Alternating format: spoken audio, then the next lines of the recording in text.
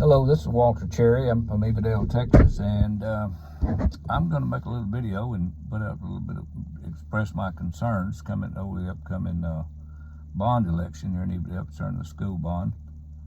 And I just want to make it plain that I want to express my thoughts about it and my concerns about it. I do have definite concerns, and I'm not the only one. I've talked to other people, and everybody seems to be a little bit in the dark about some things. We all have some questions about it that can't seem to get answers to. And so I'm just going to go on with it. I might make a lot of people mad, and if I do, I'm not even going to apologize for that. I've got opinions like everybody else, but it's not so much opinion as it is some well thought out issues that I have concerning the upcoming not only bond but also the school in general. I've been thinking about this for 4 years, so it didn't just come up with the bond election. A number of things I wanted to address with the public about the school, but and it just seemed to come up all of a sudden. It's time to go ahead and do it. And of course, I've also talked many times about just not saying anything, going on about my business, and let go whichever way it's going to go. And if it does, whichever way it goes, I'm going to live with it. I'm never going to be upset or mad at anybody, or because it didn't go the way I think it ought to go. I'm not that way. I don't hold grudges, and I don't, I'm not vindictive or anything like that. I know I put things behind me and move on, but I do have concerns, and I just gonna make it known. If I don't, I'm never gonna get any peace, because I find myself tossing and turning at night, waking up in the night thinking about these things. So it'll take a few minutes. It's not. I've got a number of concerns, and so I hope you'll bear with me a moment and wade through it, and then and maybe they'll address some of the questions you have, or maybe you'll see things in a little bit different light, and we'll go from there with it. First of all, I'm out here in my truck doing this because I've tried to do it in the house, and the acoustics is just not good in there, and the sound quality seems to be better out here than any other place, and hopefully I'm less distracted from other things going on in the house anyway, but so bear with that. Let me say, first of all, my concerns about the bond has a lot less to do with the money than most people. Most people I've talked to, that's the first thing they come up with. They're against it. It's like, well, that's just too much money, and seems to be the money issue. And I want to make it clear right now that I'm not that concerned about the money. That's not what's pushing me to do this. I know that $24 million is a lot of money for a small community, but I also know this football stadium, high school football stadiums in Texas, it cost $80 million, and another one cost $60 million that I'm aware of. So if it's the right thing to do, then I'm for it, and I'm all for paying my taxes and doing my share, and so I'm not trying to avoid any responsibility as a citizen of Evadale. It's just that my concerns go much deeper than the money. But because money is certainly an issue to everybody, I am going to go ahead and address some concerns about it from the money perspective. And first of all, I think everybody can agree, Evadale is not growing. So generally when you put a bond together, a school bond, and you want to build a new building or add to it or whatever, the expectation is that growth is going to occur. But I graduated. I went to school 12 years at Evadale, from 1957 to 1969, graduated in 69, and the school was not a whole lot bigger. I know our high school had roughly 100 people in it when I graduated, and I think that's about what they have now. So it's not like it's growing leaps and bounds. In fact, to be honest with you, I think Evadale's actually shrunk in some ways. I do know when I was a kid, we had 3 places to get to buy gasoline, and we had a grocery store, and we had a Western Auto, and a car wash, and other things that I've seen come and go. And so I know a lot of people might say, well, the dollar store is evidence of growth, but the way they were putting dollar stores in a few years ago, I'm surprised we don't have at least 2 in Evadale. But anyway, Evadale is simply not growing, and that's just a fact. And so whether it ever will or not, who knows, but we're not growing. And there's not much chance of much industry coming to Evadale. I won't say it could never happen, but the likelihood of that is pretty much nil, anything of real significance. And of course, we also all can't talk about Evadale without talking about the paper mill. And I know a lot of people stand up and say, oh, that paper mill will never close, and it may not, maybe not, I don't know. The word is out, and supposedly the mill has been sold again to a company that has lots and lots of money, and a lot of people think that, well, because the company that supposedly has bought it has so much money, they've obviously got other things in mind, maybe building it up and turn it back into a big powerhouse. But I also know in this day and time, companies with really big money buy out places like that and just close them down, because it's they have a different end in mind, and usually they can make money by closing it down because they have paper products somewhere else. And of course, we know paper and forest products are on their way out in the whole United States as a whole anyway. So and the other thing a lot of people may not know is the paper mill used to run 5 machines, and now they run 3. There was a time when the paper mill was valued at around $750 million, and it's $750 million was the value of it. But I understand today the value of the mill has gone down to about 300 to maybe 350 max, $350 million.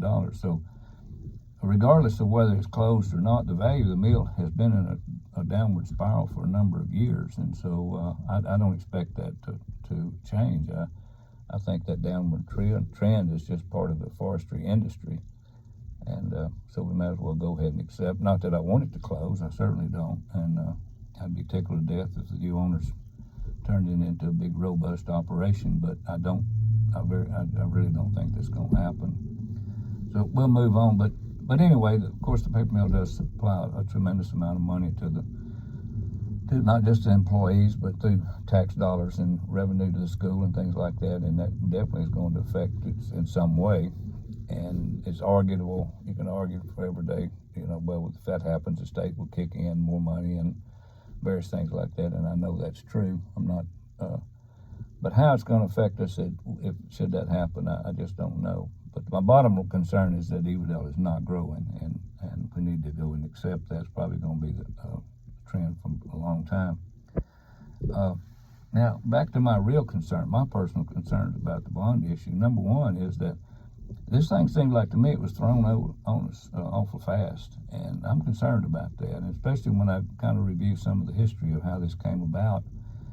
Most of it was talked behind closed doors, and of course they put a committee together to review the options, and I've talked to people that were part of that committee, and my thoughts about it is that there was never an idea of an option. The whole idea from the very beginning is we'll put a committee together that's going to kind of lean in that direction, at least 50% of them will, and go straight toward rebuilding, or at least fully replacing the elementary, junior high, and the high school buildings, plus some more. And so I think it's a little one-sided. The other concern I have is, and I did go to one of the meetings, and I met the new superintendent and some more administrators and different people, and I'm certainly not at odds with them. My first impressions were good. I don't have any qualms in that sense, but I have a big concern. We hired a superintendent to come to the school, and less than 6 months after he's here, he's already put together a very elaborate, very time-consuming and costly building project, and hardly even knows the community well or what's going on. And so I'm concerned about that. Well, what was the agenda from the very beginning when he came here? I know this much. Small schools are stepping stones nowadays for people who, especially administrators and football coaches. Everybody that knows anything knows that. They come to small schools to make a name for themselves so that they can move on, either demand higher wages and raises, or they can set themselves up to move into districts where it's pretty lucrative. And I don't blame them for that, but I think as concerned citizens, we have to just be aware. And I'm not saying that any of that's happening, but it just concerns me that all of this happened so quick after we get a new administrator. And I think the idea of putting a little halt to this thing, slowing some things down, and let's see what's really going on, what's the real agenda here. And to go along with that, I have concerns about what I call the conflict of interest in the whole thing. We got a lot of people from Evadale that work at the school. not many teachers, but certainly at different levels. So we do have employees there from Evadale, and a lot of people on the school board, a lot of people that are obviously behind this new building project also have people that, whether it be their wives, husband, or children, or whatever, that work at the schoolhouse. In fact, the schoolhouse is either the second or third largest employer in Evadale, so they definitely have a conflict of interest. And and not that that's terribly bad. In a small community, we're always going to be doing things with some degree of some conflict of interest, but their interest, as well, is it really trying to make sure and establish my future, or is it my family's future, or is it really thinking about what's really right and best for the community? So we have to weigh all those things when we're making these decisions. So bottom line to it is, I'm not trying to be super suspicious or even pointing my finger at anybody, but those kind of things concern me, and when there's good potential of a hidden agenda that's going on, my flags go up in a hurry. And it's, look, I won't stop and look at this thing and make sure everybody's up and up on what's really going on. So but that's a major concern I have. Now, another big concern I have, but I don't think most people realize, is that about 40% of our students now from out of district. Evadale is not growing, like I told you, and so if we were back to just the regular students from Evadale, we would be back down to an A school, and like Went was actually a B school, which is the same as the A today. We would be a small school, and of course a lot of people are intimidated by that, don't want to be a small school, but I don't know that there's any benefit to being one size over the other, but it does seem to bother some people that we might fall back in our ratings and on size rating. Now, I don't really know how all of that equals out, and I don't really know how to argue one way or the other, but I do feel uncomfortable about the fact that we're actually advertising and promoting and marketing for people to come out of district to our school. We have at least 150, from what I understand. Now, the numbers I've been given are from 143 to 173 students that are from out of district, and we're pushing for more. In fact, from what I understand, we're at about 380 total. That's kindergarten through 12th grade, and now we're wanting to get that number up closer to 500, maybe even slightly over 500. And so all of those students have got to come from out of town. And as it stands from right now, the way things stand, those students come from out of town certainly bring revenue, because the state pays the school a substantial amount of money each year for each student, regardless of where they're from. But as far as the tax base, which covers the INS, the buildings, the interest and the sinking, they call it, or the building programs and those kind of things, we have to pay for it through bonds, and our school taxes, of course, go to also supporting the school. So the school does not get any money for the school taxes that we pay in Evadale. Stays in Evadale, of course, but for those that are coming from out of district, none of their money stays wherever they live. It doesn't come to Evadale. So I'm a little concerned about all of that, and concerned about why we're pushing so hard to get to that magical 500. And maybe there's a reason for it. I do understand how you can balance things out with the teacher-patient student ratio and those kind of things that does have some value to it. But again, I'm not sure if that's really in the best interest of Evadale as a community and our school. I would like to be able to sit down with people in the know and be able to discuss these things and bring out every question until we fully understood, and people. So again, I'm going to back up a little bit. If this is all about administrators and people trying to make a name for themselves at the expense of the people of Evadale, then I have big concerns about it, real big concerns. If you can't show me where what you're doing is benefiting the Evadale as a community and the school, and the people that live in this community and the students here, then I'm not for it. I'm just not. I'm for Evadale. I'm for Evadale school and Evadale students first, and that's where I'm going to be. You're not going to budge me off of that. They're number one to me. Now, so I got a lot of questions about all of that. What's really going on here with that? Number 3, I want to tell you a little bit about. There are some changes coming.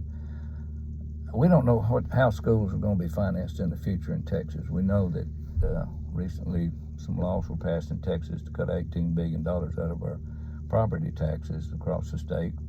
And then there's more evidence that the state legislature is wanting to cut out property taxes altogether and go to a different tax base, which was definitely going to affect how we manage and finance our schools.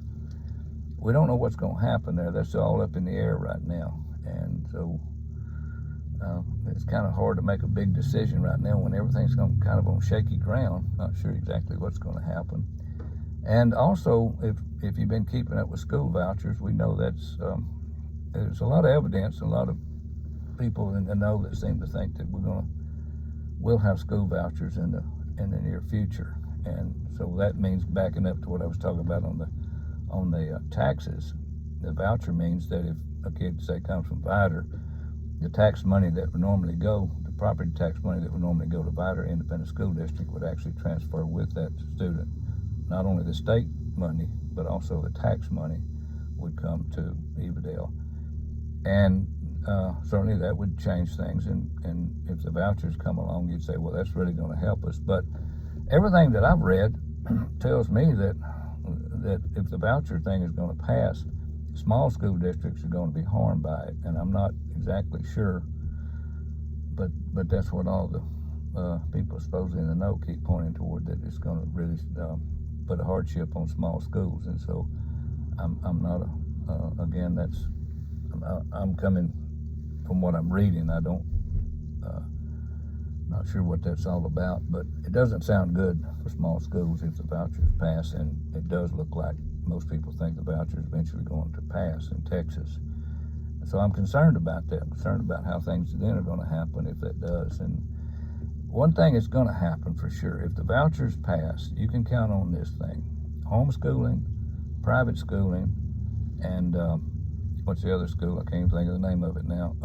There's 3 levels of schooling that are basically private schools that are going to crop up around Texas, because that same money will go to them, whether it be a private school or I'm sorry, I can't even think of the name now. The other school, so more students will end up in private schools. That's for sure. That's going to happen without a doubt if the voucher. Because there's just going to be more private schools that are going to show up, because they're entitled then to the state funds that the independent school districts would normally get for that student. And that's definitely going to change the future of schooling. So I'm real concerned about what's going to happen in the near future. I'm not talking 10, 15 years down the road. I'm talking maybe 3, 4, 5 years from now. It could be a major shift in how schools are funded. And again, we could find ourselves just about time we get the new building all back in operation and going, and all of a sudden everything changes, and suddenly instead of pulling 500 students, we're back down to 300. And that's from what I read, that's very likely that would happen. And so I'd like to, I'm a little concerned about all that at this point, the school financing. Now, let me tell you a little bit about more myself, because I got one more big concern that I have here. I graduated in Evadale in 1969, and it wasn't 26 students in our class, and I think we were the largest graduating class at the time. And out of that 26 students, I was pretty close to the bottom, to be honest with you. I barely passed, and I was not a good student, even though I honestly did try. I struggled to learn. Learning was hard for me in school, and none of it came easy for me. But after school, at that time, the big push was on college. Everybody's got to go to college, and I did. I went to college for a year and flunked out, and I think after a full year plus half the summer, I ended up with 12 hours of college credits, and they were just barely at the passing mark. So I left there and went in the Army, and later got married, moved on, and went on into a trade school, and did trade school, and I became a pipe fitter, and I fit pipe all over the country. I've traveled all over the United States as a pipe fitter, and all kinds of construction. I've done a little bit of all of it, from boiler making to construction, steel construction, and various other things. But pipe fitting was my primary trade, and I put a lot of effort into it. And for whatever it's worth, the people that would know, I'm an NCCE certified plus, means hands-on. I had went through an all-day testing process to get that certification, both paperwork and in hands-on work. So another reason I'm saying that is to let you know that's the kind of person I am. I put my heart and soul into whatever I'm going to do, and even though it might be a struggle to learn, I did. But I also went back to college later on. Later on in my life, I did go back, and as a matter of fact, I have a PhD. I graduated from Texas A&M Commerce with a PhD in counseling and guidance, and with emphasis in area in what we call mental health counseling. So I have an in-depth minor, my doctorate in psychology. I went to school in two different programs there. I was in the psychology side of it with the counseling, and psychology is my in-depth minor, and my other minor was in school counseling. And so I went to school with psychologists on one hand and school counselors on the other. And so I learned a lot about school counseling, how it worked. I learned about many of the students that I went to school with were going into school administrators, and so I had many conversations with them about those things. So a lot of things I've been exposed to that most people would not, simply because of my education. So, but I'm not saying that because I'm trying to make myself sound like I'm kind of special and got all the brains and know everything, because I don't know any more what's going on than anybody in the community does. But I do have experiences, and I do have education. So I can honestly say that I stand for you today. I'm very much pro-education, but I'm also pro-skill. I got a foot buried deep in both sides of it. I've got a great appreciation for educators and education in schools, but at the same time, I've got a real big interest in skills training, vocational training, and hands-on type training, and those kind of things, because I work on both sides of it. And quite honestly, I've been more successful financially working as a pipe fitter than I was as a counselor. And I've had some great jobs as a counselor. For 10 years, I worked in a psychiatric hospital and ran a child adolescent program. I was a program director and clinical director over the whole hospital. So it's not that but I did reach a point where I had 2 kids in college, and I'll tell you, it was a whole lot easier to put them through college working as a pipe fitter than it was in the hospital. So that's I kind of jumped ship after 10 years and went back to construction, and of course I had to travel to do that, but financially it was much better for my circumstances. And but I still keep my license. I'm a licensed professional counselor, but also, again, I'm a pipe fitter, and so I'm in both worlds, and I care about both worlds. That both these worlds are I see the value in the world of work and the world of especially skills development, and that's my final concern that I have. I don't know where our school is going, and the reason I tell you earlier that I've been struggling with it for 4 years. When I moved back to Evadale and began to learn a few things, I was deeply, deeply troubled to find that the school had cut out the welding program, they'd cut out the shop program, they'd cut out home econ, or whatever way you want to call it, other names that don't like home econ or home economics anymore. But they'd also cut out the band, and I was just torn. I absolutely was torn about this, agonized, torn about it, and still to this day, I'm deeply troubled about that would have happened to this school, because those things are so important to so many students, not only while they're in school, but also in their overall development and where they're going to go in their future. I know, like I tell you, I went to school a long time with school counselors and administrators, and I do know that the big push moved back in 25, 30 years ago, when started putting school counselors in all the schools and all of the wonderful things they were going to accomplish. But one of the things was they were going to put everybody in college. That was almost it. When I talked to all of the school counselors, and I even supervised school counselors, as I was the last professional counselor, and I was also a supervisor for the last professional counselors for years. And I supervised them as they were on their way toward getting their state licensure. And so I heard on a very routine basis their concerns and what they were doing. And of course, they thought they were going there to be a counselor and a guide and do guidance and things for the students, but all of them seemed to be coming back with heartbroken about their job, because all they seemed to be concerned about was keeping the retention rate, and obviously that's important to keep kids in school and dealing with the at-risk kids. But their next objective was to help get through the STAR test, and that's all we heard: STAR test, STAR test, STAR test. And then we hear that today, and I got sense enough to know I can tell you the STAR test is not educational. I don't care what you say. I've been reading the research on it. I've looked at it off and on over the years, and I don't see anything in it that impresses me one bit in the world. And I think, but the state mandates it, and I'm not saying I don't have the authority to change any of that, but and I'm sure there's some good out of it, but across the board, I think it really distracts from a true education. So I'm concerned about that, but certainly can't do anything about that at this point. But what I am concerned about is that, and know that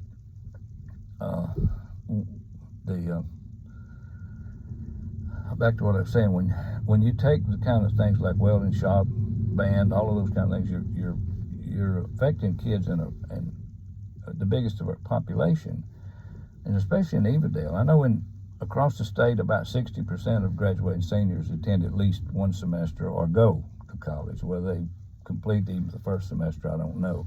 But only about 25% of those end up graduating from college. And me being a college graduate, I can tell you that's great. But on the other hand, I can also tell you that the world right now, we are full. We have thousands upon thousands of college graduates that cannot find work. And if they do find work, they're working below. They're underrated or underemployed. In other words, their degree's not doing them a dime's worth of good. What they end up doing for a living, they could have done just as easily with high school education. So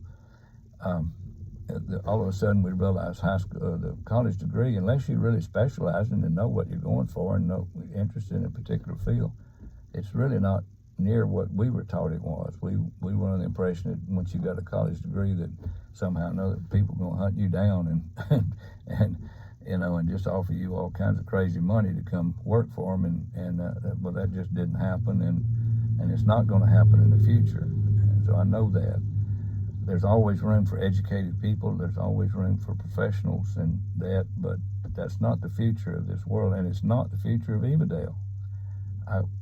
I'm well aware we have some very bright students in Evadale, and many of them go on to become very impressive people, and I'm real thankful for that, and we're all encouraged by it, and certainly believe that school provides an opportunity for those people that are moving in that direction. But I know we're behind the state average in how many students we're sending to college, and a big number of our students are going to go into the workforce, and without some kind of skills, they go out there with nothing but a high school education. That's all they can say. I've got a high school education. I have no skills whatsoever. And I know that going to the welding program now, I will say this, back when the welding program first went in there, I believe the first group of boys that graduated, and there might have been a girl or two that actually took welding, and believe me, I've had several female welders weld for me as a fitter, and they do a fine job. I got no qualms about that whatsoever. But typically it's more of a male profession, but I do know that when they had such a good welding program that a large number of young fellows left school, graduated, including one of my brothers, that went straight to work as a certified welder, a journeyman welder, and didn't have to go through any training, or it's just they were that good.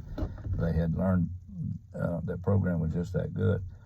And so in fact, my brother, along with a number of people that I could name, are still out there welding today, that graduated from Evadale High School and learned that skill through the welding program. But let me tell you what the big important role I think in any of those kind of programs is that, one, first of all, it rules out. Sometimes we think we want to do something, we'll take a semester of it and realize, no, that's not for me. It's too hot, it's too whatever, and that's fine too. It helps us kind of finalize or whittle down a direction we want to go in life. But just like I took shop, and we didn't have welding, but I did take shop, and out of that I learned to read a ruler, and I knew what a square was and a level was, and I took those skills with me. But also, I look back on it, the other thing was when I left there, I was not intimidated by hand tools and power tools. I had used those enough to where, gradually, of course, scared to touch one of them at first, and we all were. But after a semester or 2 or 3, we got pretty handy with tools and things. So we were able, those are transferable skills that we took or many of us took out into the world, and they allowed us to not be so intimidated or frightened to step into some of those roles and pursue them, and so very valuable experiences along the way. And I say the same thing for band. I know we don't have a lot of people that end up making their living with music, but band is important to school. When you take the band out, when you take music out of your life, and I'm not a music person, couldn't hit a note if I had to, and can't sing, can't do anything. I drug a guitar around for years trying to, and the best I could do was come out 4 or 5 chords, and still never could make any music with them. So I don't have any music talent. But man, kids loved band, and I look back over it, and when we had a good band director and the bands was doing good, kids loved it. It changed the whole atmosphere of our school. And quite honestly, the band students were always the better students in school. We never had any problems out of them. They were genuinely great people, and many of them developed an identity through music. And it just broke my heart when I learned that we did not have a band at school. And so this is what I'm saying. I believe these things are so important, and I think the state is going to move that way. And I think people are starting to see that yes, we got to educate people, but we've also got to bring back into more of these programs, these vocational type programs into our high schools. And so that's what I say. I don't know what the future holds, but I think some things are going to have to change, and I hope they change. Let me put it this way. I hope that it changes, and schools, including Evadale, gets back to a more rounded out type of education, and that's going to more address the students from Evadale. Like I say, I can't reiterate enough, most of the people from Evadale are hands-on. We're not professionals here. Very few people are. We're not raised with professional parents. We're raised with working class people, blue collar, and we're proud of it. I'm proud of my blue collar heritage, and I'm more proud of that than I am my education. I'll just be quite honest with you. I don't even never tell people I got education. It's not important where I live. It's not important with where I work and what I do. So I don't even bring it up. Don't even want to talk about it. If I move back to Dallas and that group of people over there, yes, it's important. It plays, but here it's not, and it won't do me a dime's worth of good. But so that's where I stand in, and I stand very firmly on that belief, and I believe that I hope that's going to be the future of Evadale School in that sense. And so that's why I'm concerned about it. We go $24 million in debt with a 30-year payoff. That means we got to come up with $1.5 million annually to meet that, to a community that's shrinking, that's relying on bringing students from out of town to be able to pay the bills. I'm concerned about it. And I do know, and I'm really excited, because I did find out that Evadale School has recently got a grant, so I think somewhere in the neighborhood of $400,000. And they're putting back together the welding program. And I'm so excited. They're also putting back a band. And of course, it's going to take several years to grow either one of those into a real viable source, but you got to start somewhere. And I think they're going to try to put together some healthcare type nursing, pre-nursing, other types, so many areas of healthcare, which is, to me, it's just, I'm excited. I'm just so excited about it, because I know that the future, any jobs in healthcare, if you can do healthcare, if you can weld, or if you're an electrician, you can go to work anywhere. You just take off in any direction, and you'll go to work. If you can live, you can survive. And now, how long that'll last, I don't know, but it looks like it's still got a pretty good future in those areas. And so I encourage that very much. So, but here's my question and concern about what we're doing now. And my hands up, I applaud the new administrator. Apparently, he got behind this idea and bringing in the grant, I think, the best I can understand. Somehow, somebody did, and I'm going to give him credit for it until I learn different. But brought in the grant, got the grant, passed, and got the money to start these programs. And he seems like he's for them and understands the need for them, and I'm really excited about that. But here is my biggest concern. They tell me they shut these out because they did not have the money, could not afford to keep them in the past. And so if we got to rely on a grant to start them back, what assurance do I have that we're going to have the finances to keep them going? If we couldn't keep them going when they were already established, can we do it in the future? Well, his response is, yes, I've got that figured out. Well, I don't know. Now, I talked to a couple of people that just kind of, well, yeah, but you can hire weld instructors and a band director and all that stuff. You can get those cheap. And I just cringe when I hear that, because I'm not interested in how cheap they are. I'm interested in how good they are.